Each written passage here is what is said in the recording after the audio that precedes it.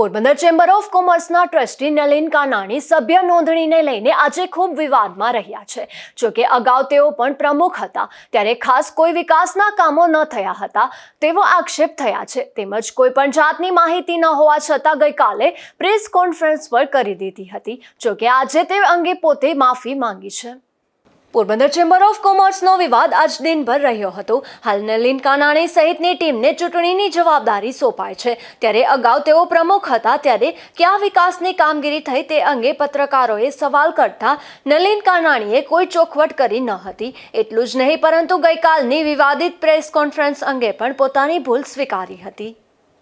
અમને પૂછીને નહોતા આવ્યા, લોકોનો ઓર્ડર મળી ગયો તો કે છેલ્લી તારીખ છે એટલે આવ્યા હતા। લોકોને મળ્યો હોય પણ જ્યાં સુધી અમને સૂચના બીજા નંબરમાં તમે હવે આ પ્રમુખ થવાનો દાવો કરો છો, જિજ્ઞેશ કારિયાની સામે લડીને તમારી કમિટી આવશે એવા દાવા છે। પ્રમુખ કોઈ છે જ નહીં। તમે આને કાઢી હજી ફરીથી એમ નથી, જિજ્ઞેશ કારિયાને કાઢીને જે લડાઈ તમારી હાલે છે જિજ્ઞેશ કારિયા હતા જ નહીં, એને કાઢવાનો કોઈ પ્રશ્ન ઉપસ્થિત અગાઉ થતો તમારી નથી। કમિટી હતી કે અગાઉ નથી?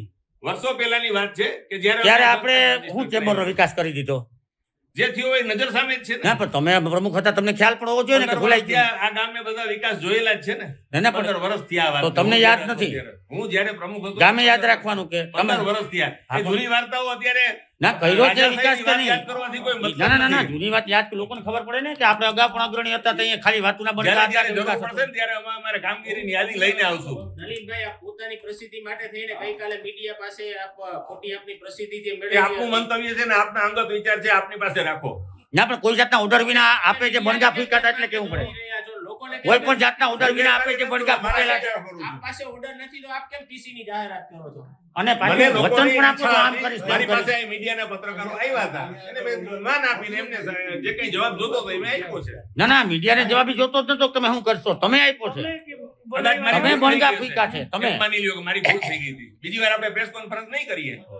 હાલો ભાઈ ભૂલ માની આઈ બ્રેક કરજો।